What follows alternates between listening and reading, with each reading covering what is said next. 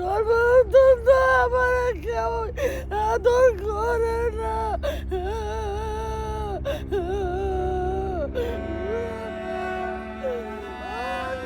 এভাবেই সন্তানের কবরের পাশে অঝরে কাঁদছেন মা।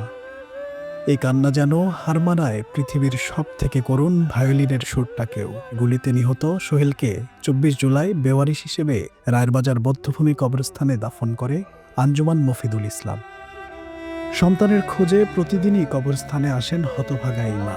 বলেন তার ছেলে সোহেল বেওয়ারিশ নয়, বাবা মা সবাই আছে। আপনি তো মনে হয় প্রতি সপ্তাহে এখানে আসেন।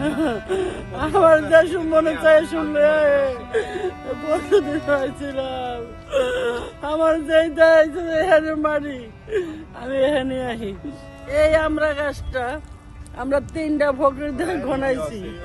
এই এক এক কথা কইছি, আর এই আমরা গাছটা এই হইতে কব আমি হলে ডেলি আহি যে আল্লাহ হয়নি আমার ফিস তোয়া, আল্লাহ যেন আমার একটু কথা কয়, আমার চান্দের মতন ছেলে।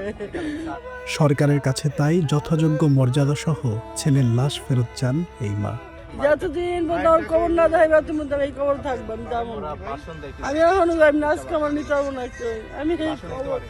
আমি কবরস্থানে থাকবো, আমার আর কেউ নাই ওর ছাড়া।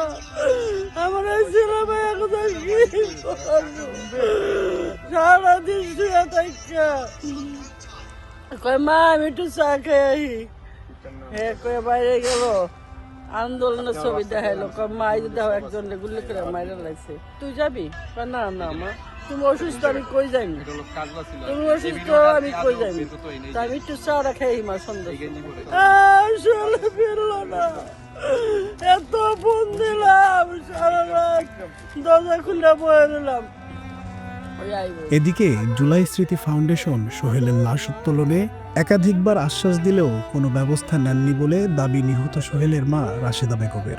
আমার বলা যিনি বাচ্চা থাকা যিনি দেয় যিনি আমার বড় ভাইয়ের খবরটা এইটা, আমার সোহেলের খবরটা এইটা, আমার ছেলে মেয়েরা যদি দেখে যায়, আমি যতদিন বাচ্চা থাকি অতদিন আমিও চাই আমার ছেলের খবরটা আমার একটু পৌঁছে দেয়, যে এইটা আপনার ছেলের খবর। আমি সবার কাছে চাইতেছি যে আমার খবরটা আমার দেখাই দেখ।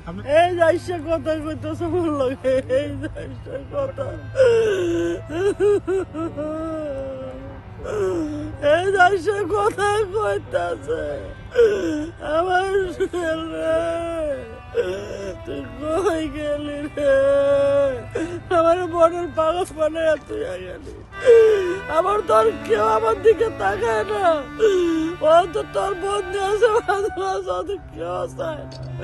তুই তো দেশের লেগে তুই গেলি, আর যদি দেশটার লেগে গেলি গে দেশ গেলে আজ হেরাও তো তাকায় না। আজকে তারা রক্তের উপর দিয়ে পাড়াইয়া তারা ছেড়ে ফুল ছেড়ে তারপরে অফিস আদালত লইয়া বইয়া তারা কতটা করতেছে। আজকে তো সোহেলের মা কেডা, আজ তো এর দিকে আমার তাকাই দেখে না।